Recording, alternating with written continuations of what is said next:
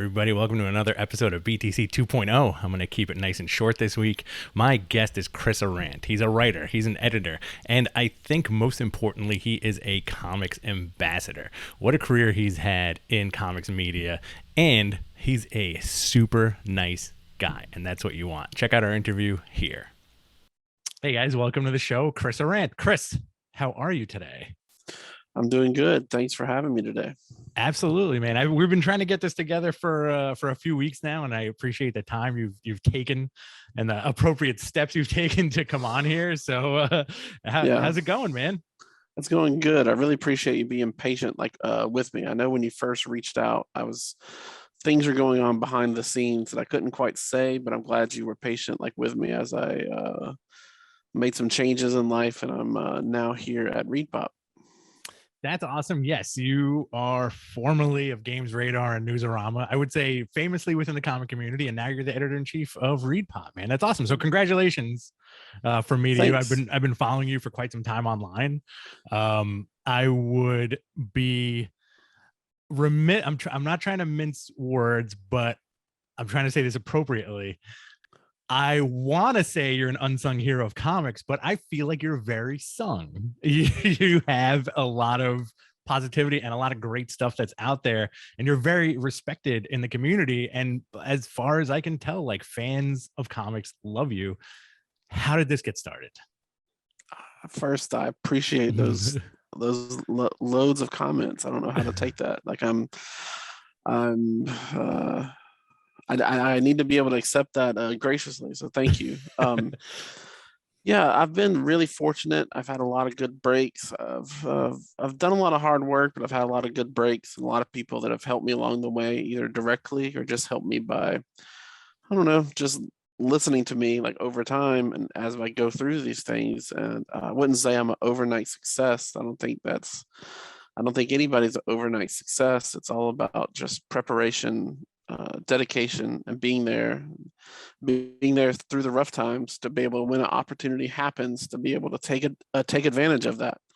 I myself, when I graduated high school, journalism wasn't the thing I was interested in. It was actually drawing comics. Mm-hmm. When I graduated high school, I was really into image comics. Particularly the work of Travis Charest. Oh, nice.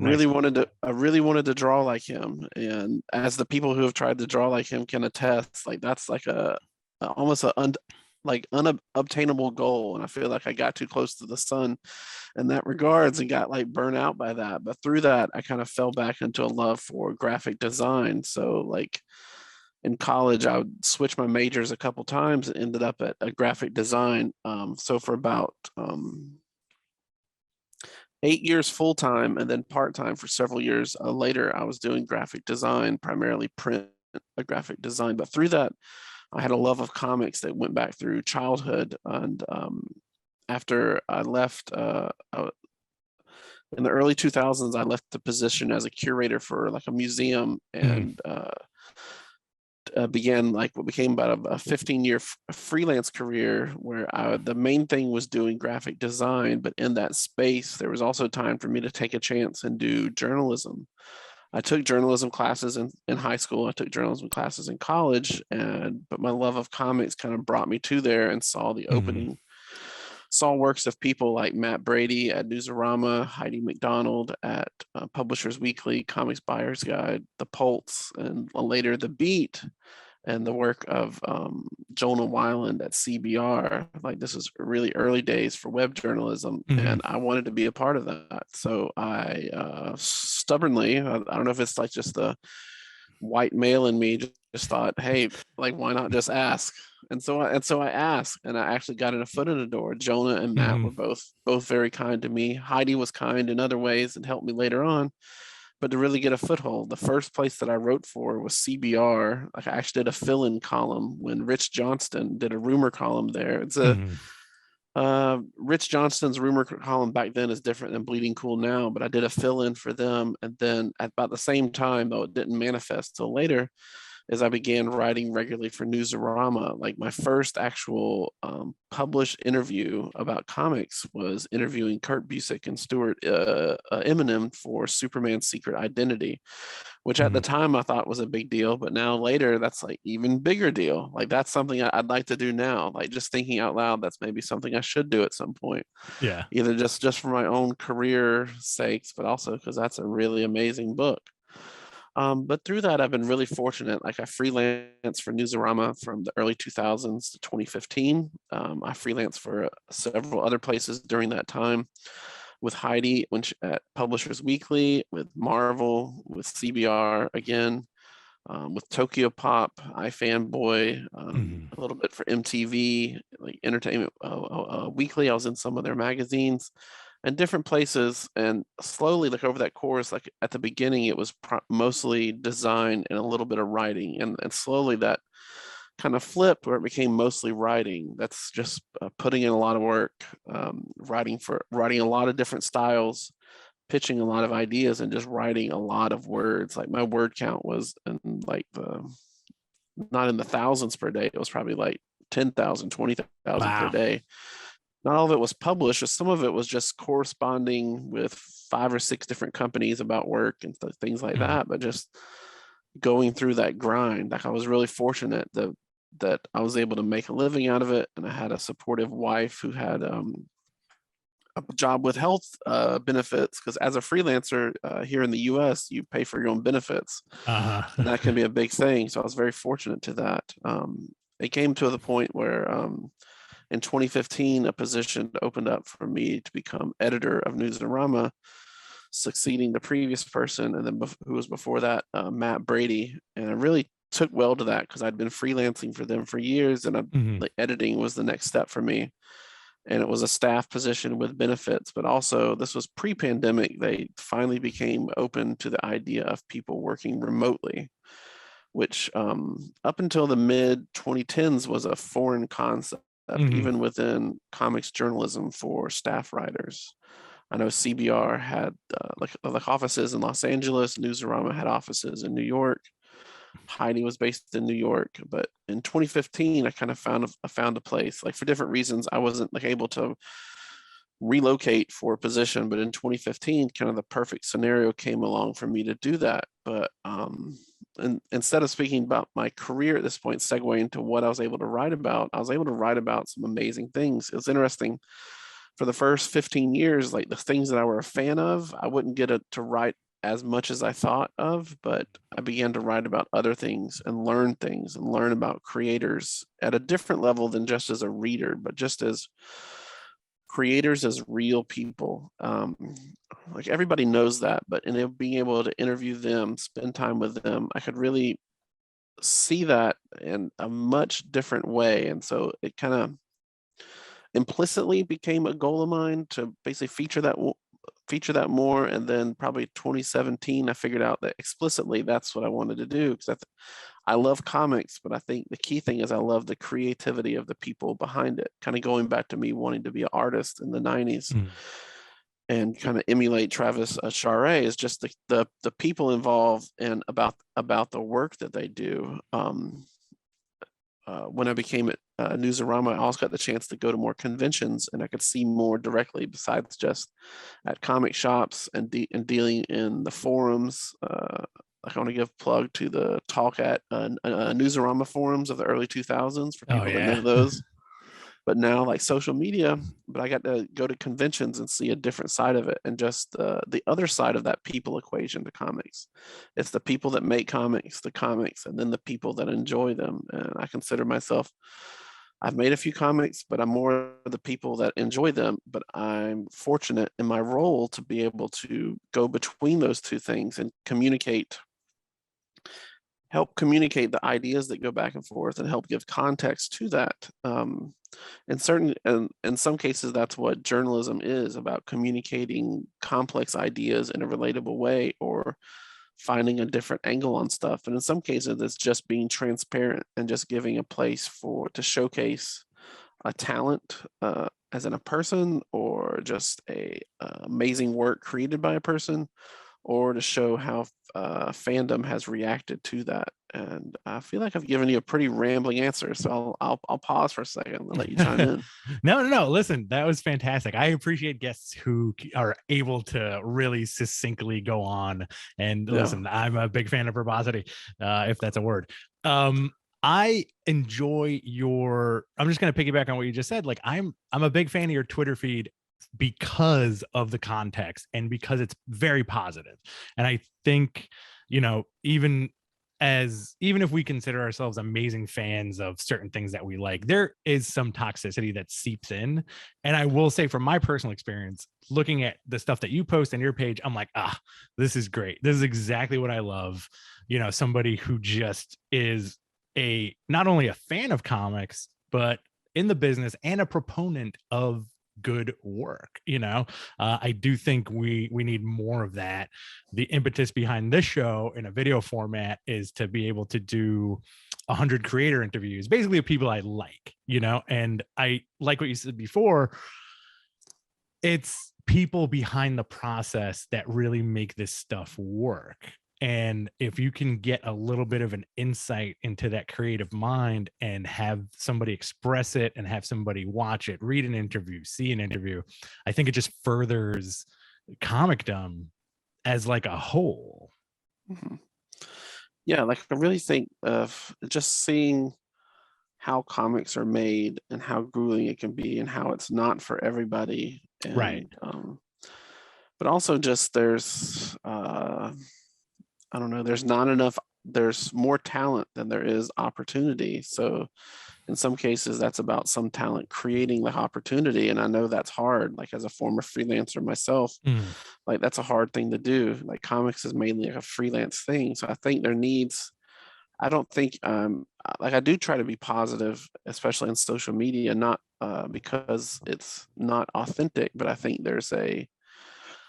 it's easy to overlook how much work it takes to make comics and how much Right. work it takes, the sacrifices it takes to make a career out of comics. And that's a very hard thing to do. And I don't judge people negatively who only do it part-time or only do it for periods and take a break and do Right. other things. Like it is unfortunate that it's that way. I don't think I'm 100% positive at the sake of overlooking or forgetting the negative. Like, unfortunately, there are bad things that happen in life, and there's bad things happen in comics, and there is people that do bad things that I think we all regret that they happened, and hopefully those people can come to learn to regret and maybe do better.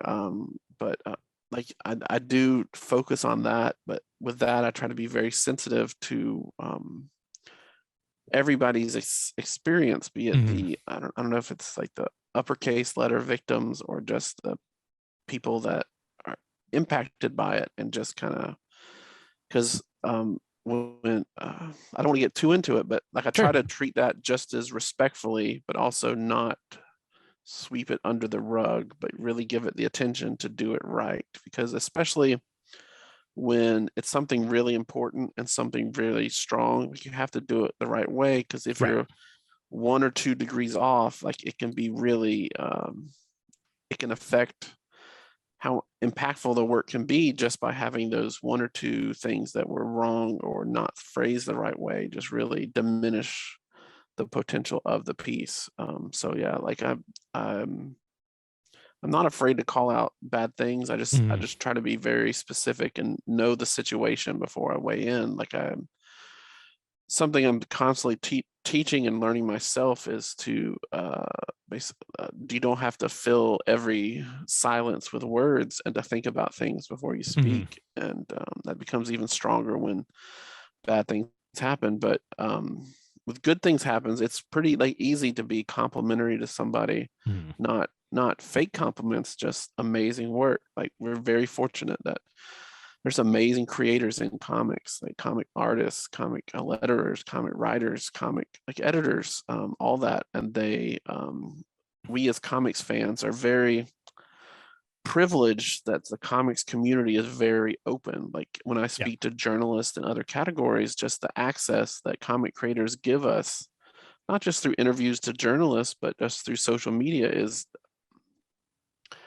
unprecedented. Like maybe the closest thing, maybe I'm partial, is like pro wrestling, but even that, to the degree that comic creators do, is far more than that. Like I'm doing some interesting things here at Read Pop, where I'm getting, where I would be casually in those other areas. I get to explore that further and just see how different it is in different forms of comics and the creator's relationship with the fan community, like in Japan, in Europe, in England, even in South America, or even in different areas, like in comic strips. Like comic books, a community is just amazing, and I could speak about it all day, and that's pretty much what I get to do for like a living now. Well, and you're doing it now with me, so I appreciate that. Yes, But I do yes. think, like you touched on a lot of stuff, and I think what you're very good at also is, it's context. It's really all about context, and yes, anybody could get on their keyboard or their phone and hurl insults and virtue signal and all this other stuff that we do on social media all the time. But I think, context is key. And also, like, an interesting thing about like comics, this is kind of like a two-part thing. Comics now, and I want to get your opinion on this. Comics have always been sort of an embarrassment of riches, but I feel like within the last 3 years, it's like a ridiculous embarrassment of riches between creative teams, artists, writers, like you said, editors and colorists. It's like, I feel like it's like this magnificent renaissance that's been kind of going on over the last couple of years. What are your thoughts on that? Yeah, because I really think we're seeing the intersection of a lot of different areas of comics, basically. I don't want to say thriving, because I still wish the pay was better for everybody, but I think that's true for anything. But just, we're in an age now, like when I first started comics, a journalism, it was very different, where comics live and died off the money that comics itself earned, but with its connections to entertainment media and how trades and getting things collected and being able to not just think in the short term for comics, but in the long term, where even if the single issues don't sell, the trade is just a part of the business plan, and their business plans are set up to work for that. I think that encourages what could be said would be too risky maybe 15 years ago. It encourages kinds of works that's not as much of a risk, and so that encourages a lot of new ideas, and just be willing to try stuff. That could be things from like the great work that Vault Comics is doing, the amazing, we're going to look back at this as a historical moment, the way webtoons and tapas has been flourishing, and this whole new areas of fandom is being served in a way that maybe we couldn't before, or we as an industry didn't, that could do better before, could have done better before, but now we're doing it. Like, I'm doing some research piece, without giving any secrets away, for Raina Telgemeier, who people know from Smile and Drama and things like that, and how she got her start as a webcomic artist, doing at a site that did webcomics for free called Girl-O-Matic, where at the time, like, I'm reading the journalism at the time where it was looked at this anomaly, not just in terms of it just being female creators, but just webcomics still just as an anomaly. And this sounds like webtoon and tapas like 17, 18 years ago, and just how it kind of presaged a thing. And now Miss Telgemeier is kind of the face of comics to many readers. It's amazing. Like I feel like I didn't like answer your question, so if you want to remind me. Well, I think you kind of did, and how like comics now are, in the last 3 years, in embarrassment of riches as far as like quality work. Yeah, like there's so much good things happening. There's so many good people doing work, and just the amount of, especially like I don't want to say because of the pandemic, or that people should feel like they were required to get a lot of work done during the pandemic, because that affects everybody, and I don't judge anybody who didn't get a lot of work done. Like there's a lot of projects that I wanted to do during the pandemic that I didn't do. I judge myself, but I don't judge others for that. Like that's my personal problem. I worked on Project Alcoholism during the pandemic. yeah, like I'm going through that, and like therapy helps me deal with judging myself, but Yeah. I'm better about not judging like others. But the work we are getting able to Mhm. see here is just amazing. A lot of people are Yeah. been given opportunities that may not exist before or not in this number, and a lot of fresh voices that we may have not have seen before are getting chances to do Yep. some revolutionary work, and all of it's seemingly available and all coming out at the same time. And like I find myself now, like even though I'm very fortunate that I get press copies of some books, like I'm still even like looking at, like I still spend a good amount of money on comics, like older comics, newer comics, things like that, that I just want to buy from the personal enjoyment. And even that's just like I'm looking at it, I'm spending more on comics now than I have ever, Yeah. and it's great. It's That's always a good thing. I think we're in the same boat where like I do have, like the press credentials to get the preview issues, but you know what? I'm still gonna buy them. Like yeah. I'll read it on a PDF, but I'm still gonna go to the store and buy it. What are you um what are some of your favorites now? Like what are you picking up weekly if you go to the store weekly? Like what are some of the things that really like stand out to you as a fan? I think it's been lost, but Saga returning, like Oh my god. I think the buzz is that Saga has returned and that's passed, but I still think we're very, I keep saying the word privilege, but we're just like overlooking the fact that Saga is coming out every month again. I Yeah. think it's kind of it's too quickly. Like I'm a journalist, like you could say it's my fault, although I'm not at a site where I can write at this point. Yeah.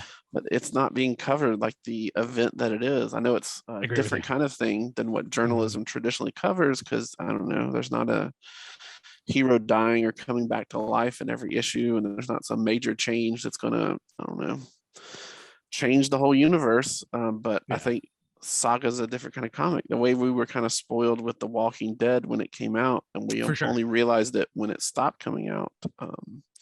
So yeah, I could talk about Saga all day. I'm really into the DC comics that's been done through a webtoon, like on the web platform. Like those are Mhm. really amazing and different. I'm doing some rereading on the manga side. Like I'm rereading all of Naruto, like back to back, and also all the Oh wow. sequels and spin-offs. I'm really excited to do that because I think the second reread, when I kind of know what's going to happen, but I don't remember those specific events, like is Mhm. very exciting for me. I'm also I guess I can say this, for a project, I'm reading a lot of memoir comics. Like I mentioned Raina Telgemeier, Mhm. but just looking broader at this memoir comics. Like I'm old enough to know that like before these comics were referred to as autobio comics, almost with an X. Like autobio comics was this thing kind of, Yeah. but memoirs have been around in nonfiction for decades, and I don't know if there's a slight kind of course correction or just terminology changed, or maybe I'm just so like analytical that I think Mhm. about nomenclature that much. But there's amazing memoir stories being told in comics. I'm really just plowing through those, mostly written by the people themselves and their expenses, but also some biography comics by like others. Like I read a good Karl Marx graphic novel the other Mhm. day. I don't have the name of it offhand, but I'm looking at it over on the shelf over here. But like if someone approaches me on social media, afterwards, I can give them the link to it. But yeah, like that's the kind of stuff that I'm enjoying today. Like I'm still reading like DC and Marvel stuff, but in Yeah. this kind of break between Newsarama and what's next, I'm really able to kind of recenter myself, similar to what I did when I was judging like the Eisner Awards and the Harvey Awards, and really Mhm. kind of be able to take in the breadth of comics and pick and choose and just kind of see new things. So yeah, I'm really excited.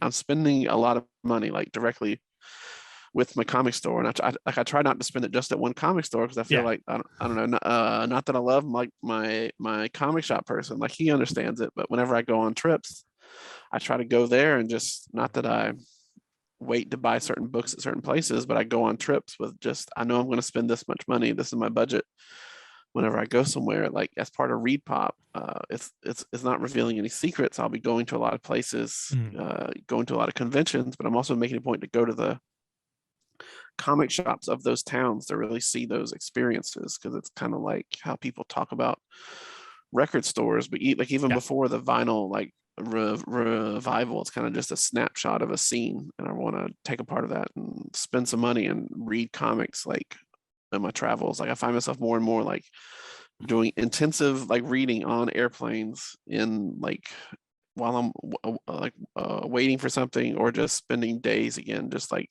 like reading way too many comics in like one sitting, like the Naruto, for example. Mhm. I think we're in the same boat with a lot of that stuff. Like I love whenever I go on a trip, I will make it a point to visit at least one or two stores wherever I'm at, you know. And we had recently gone on a trip to Maine, and I'm failing to remember the name of the comic shop, and I apologize for that. But we stumbled on this comic store that was like my personal heaven almost, you know. It was like action figures, Uh-oh. horror stuff, We're gonna have to tons. look. We're Yeah. gonna have to look this up now. Like people should tell us on social media, like what comic store they think you're talking about. Oh Like I'd love yeah, to get some recs. heavy metal music playing. It's in Portland, Yeah. Maine. Uh-huh. Every the entire staff was as friendly as could be, and this is the thing that did it for me.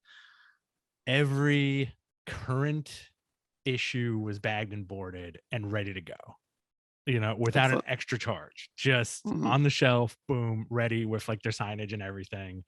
Very cool shop. I ended up spending a ton of money there, as I usually do at comic stores. And I'm like, you know what? Like, this is great. And the next day there was a snowstorm. I sat on the couch in our Airbnb and just like read all the stuff I bought, and then the stuff I brought with me, because I also travel with comics. You know, it's like it's such a like an interesting, wonderful thing. Yeah. I try not to travel with comics. I try to, Mhm. well, digital. Like I do a lot of like on the flight or travel to somewhere. Like I'm reading digital, but by the time I Mhm. spend some money, I'm reading in print on the way back usually. What does your collection look like? And clearly, you've been a lifelong fan of comics. Like, what does it for you? Like, what's your special stuff? Do you have a collection? You know, like, talk to me about that.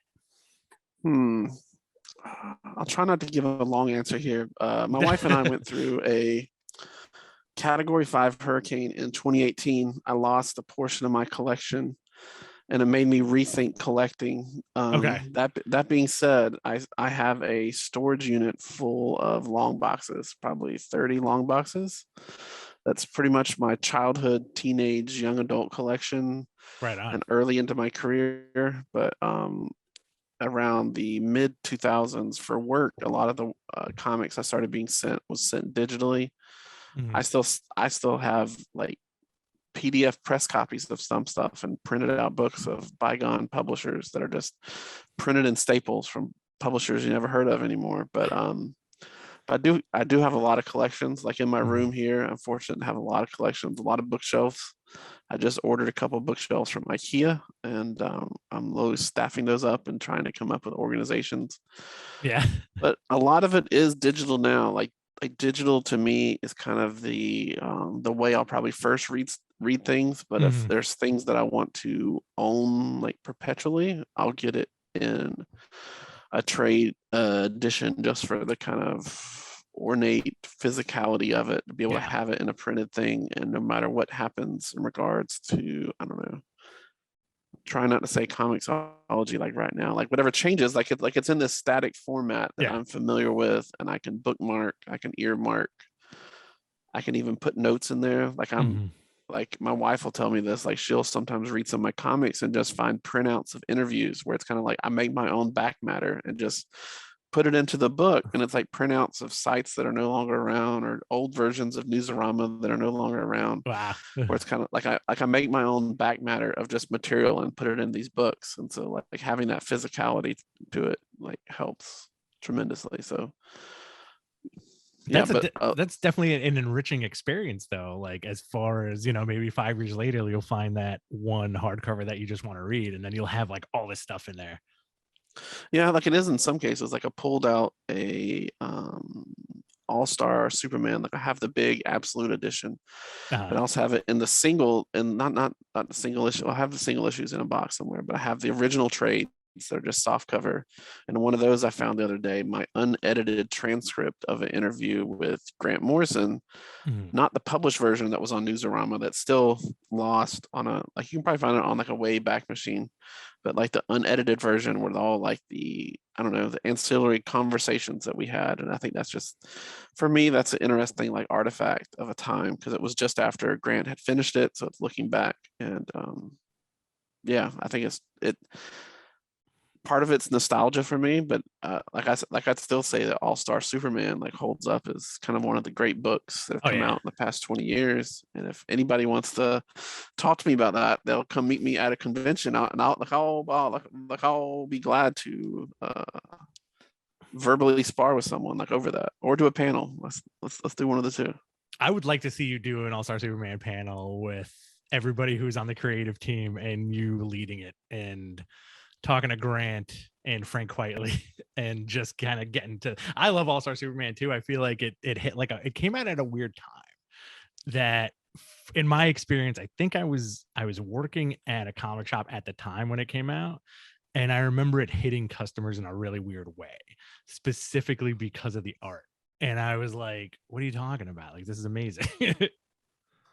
Yeah, like at the time, I remember covering it. Even it was seen as a bit risky for Right.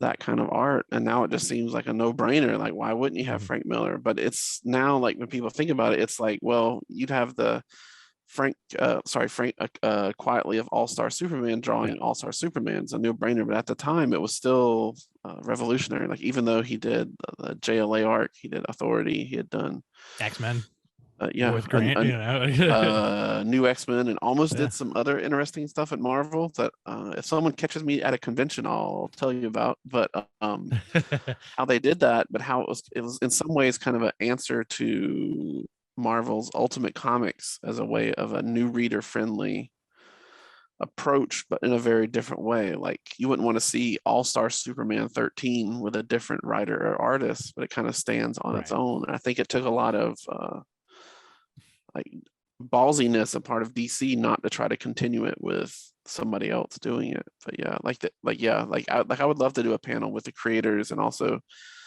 the original like editor at the time, and Mhm. also Paul Levitz, the editor, who was in charge of everything at the time, just to know how much of an ass this was to get it through the pipeline that this could be done with DC's like kind of franchise character.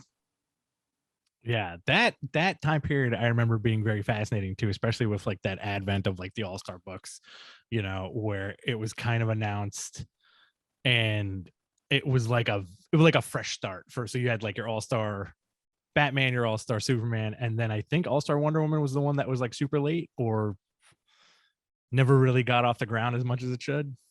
Yeah, I think there was like issues with that. I think just because it was so Yeah. much of, they're not vanity projects, but very special projects, that so Yeah. deadlines weren't as concurrent. But also, it didn't help that there was some, just happened to remember, I don't even know it's on the internet anymore. There was announced All-Star books that never happened. There was an All-Star Yes. Flash. There was an All-Star Aquaman that was Mhm. announced. There was an All-Star Batgirl announced, never happened. But then there was others. But then there was also the Earth One things kind of changed and took over that as Mhm. as well. So it kind of changed. Like it was like an interesting moment in time. But I'm sure like it was pretty expensive to produce. So that may be why that they didn't just make a whole all-star universe. Yeah. You mentioned people coming up to you at conventions. I noticed on your Twitter account you have the list of your convention appearances. Are you excited to get out there again? Yeah, I'm excited. I'm a little bit nervous. I was at the last convention before the pandemic, March 2020, C2E2, and I remember Mhm. that we were starting to wear masks, starting to joke about kind of social etiquette in those times, and then everything shut down. Um, and I was really nervous about that. Like I have health issues. People in my family have health issues and still do to Mhm. this day. So the idea of going to a convention was just unheard of for me or anyone, or doing any kind of travel. And I'm in Florida, and Florida's can be a dangerous place to live. Yes. Like I don't want to speak too much about that, No, but I understand. just find me like at a convention and I'll talk about that too. But then when the idea of conventions started happening again, there's a couple that I thought about that I was like, I'm not ready for that just for myself. But then I did do C2E2 2022 in December. So it was Chicago in December with mask and everything. It was actually nice. And I was kind of encouraged by the reality of what I was seeing happening. Like ReedPop wasn't my employer then. I wasn't in talks with them then about anything. So like you can look back on my social media feed, like I was nervous, but I was impressed about what it was and how the rules were strict but understandable, and it seemed to have a level of safety. And so looking at the convention season going forward, I had one idea of what I'd be attending, but then when I got this opportunity at ReedPop and how it's manifesting, as I'll be very fortunate to be able to go to many conventions, not just ReedPop shows. But I'm looking forward to San Diego. I'm looking forward to D23 Expo. Assuming things remain as safe as they seem to be now for like everyone, including myself and like my family. Like I sometimes worry about bringing home, like the idea, like the joke about con crud. I don't even know if you can make that anymore, but the idea of bringing something home and just the pressures on that. I've already like internally figured out like safeguards in case I do feel like I have something about quarantining. Yeah. But I'm cautiously optimistic about everything. I think there's strong things in place, and it seems like the systems are like able to accurately respond, like to ramp up prevention measures or ramp it down for the scenario. But so yeah, like that, all that preface aside, like yeah, I'm very excited to get out there and see people. I think comic conventions are the break room, are the community for comic creators that all work from home, that don't see like each other, not just comics creators, but comics journalists and all sorts of staff, even before the pandemic. Now, like even like after the pandemic, like much of DC and much of Marvel and much of the other publishers still work remotely. So conventions is kind of this crossroads where people can meet up, and there's going to be a lot of things happening on the floor and after the shows. And I hope everybody's safe and respectful to everybody, but more importantly, just safe on like other levels, so we can enjoy this. I'm really excited. Like I think my next one is going, I don't know when this is going to air, but my next one is going to be Star Trek, Mission Chicago, and then Star Wars. And then I'll be doing some proper comic conventions later on in the year.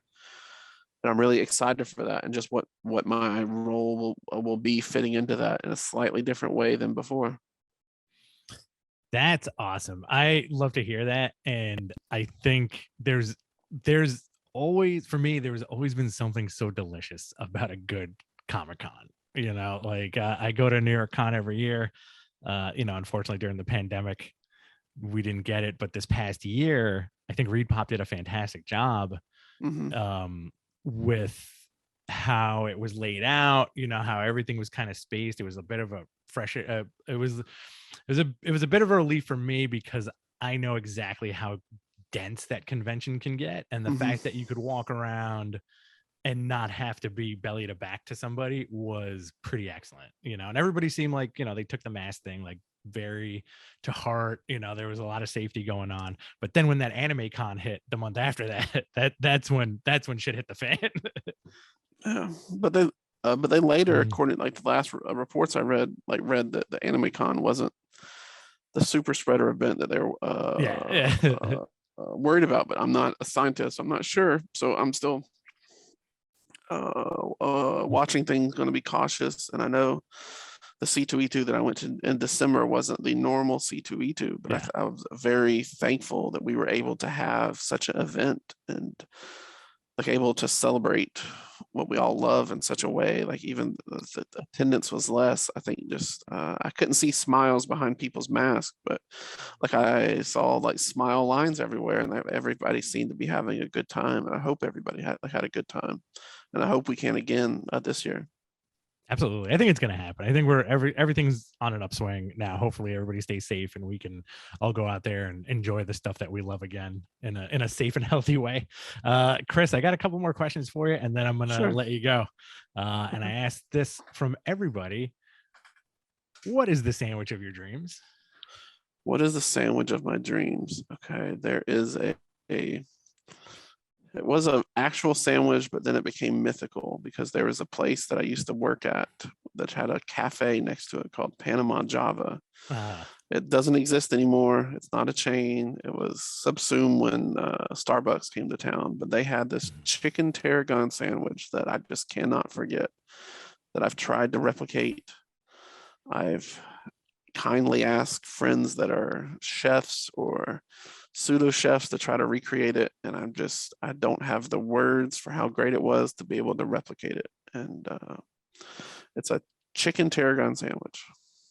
isn't that nuts when you find that one sandwich and it's just an elusive it's an elusive thing. Like this is the sandwich I always bring up. This is a little sandwich talk for 2 minutes.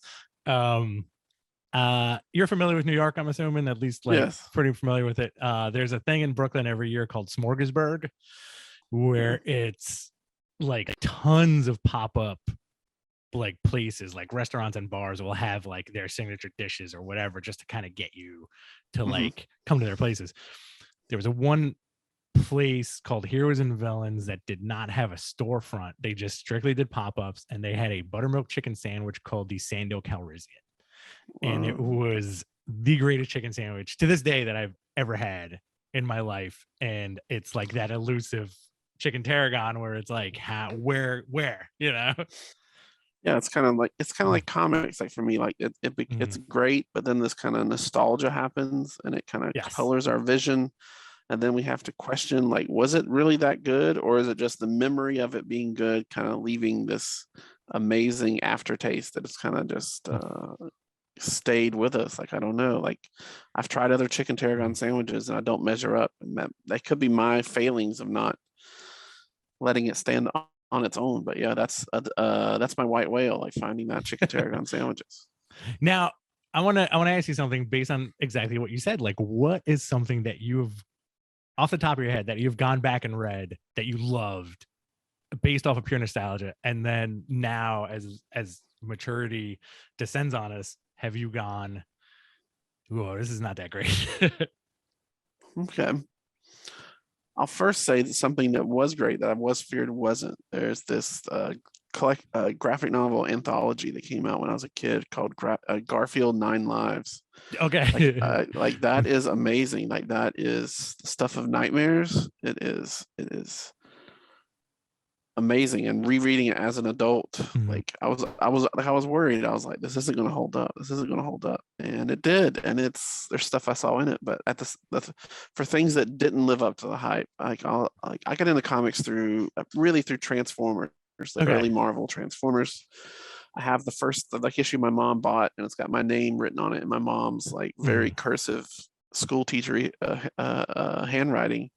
And rereading it now, it just doesn't match up, and I'm just like, I really must have loved those toys. And maybe it just spoke to me as a child in a way that I just as an adult can't wrap my head around. Like maybe it's because I don't have the toys anymore to really equate that. But yeah, those early Marvel Transformers comics didn't match up, and I think I realized pretty quickly, even before I reread them, that was a lot of nostalgia talking there.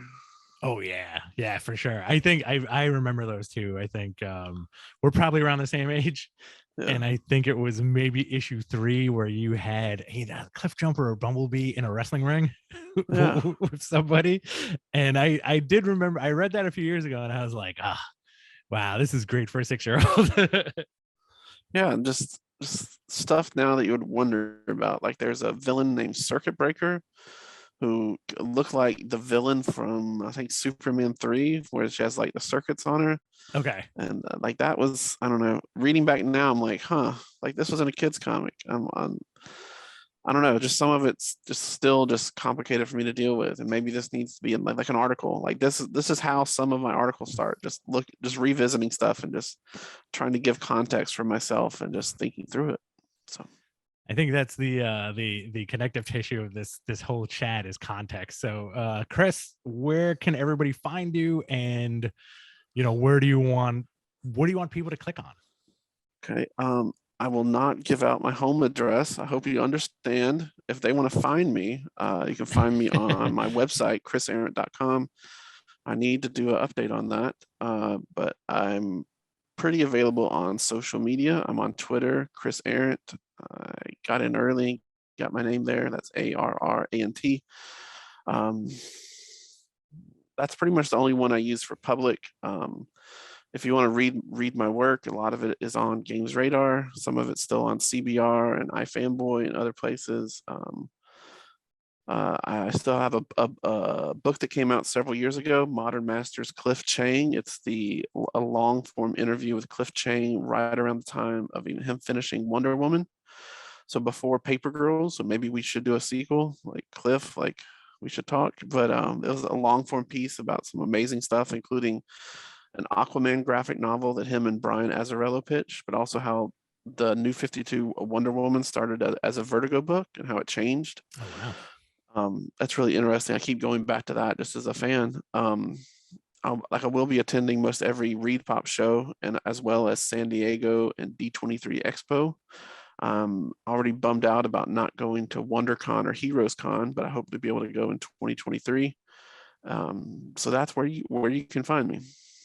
Chris, listen, thank you so much for coming on, man. I really appreciate it. This was a lot of fun. I hope you had a decent time. Yes, I enjoyed it. Thank you for having me. Thank you for asking me to be a part of this. No, absolutely, man. Like I hope we get to talk more in the future. Okay. Thank you very much. Cool. It was a pleasure talking to Chris. I always enjoy talking to people behind the scenes. Listen, there's somebody out there writing these articles that you like, giving you information that you need. And I think him being a comics ambassador is pretty fantastic. Great guy. And I'm excited to see what he's doing in the future. So stay tuned. Follow him on social. Follow me on social. Subscribe to this show and subscribe on iTunes. And I will see you guys later. Mwah.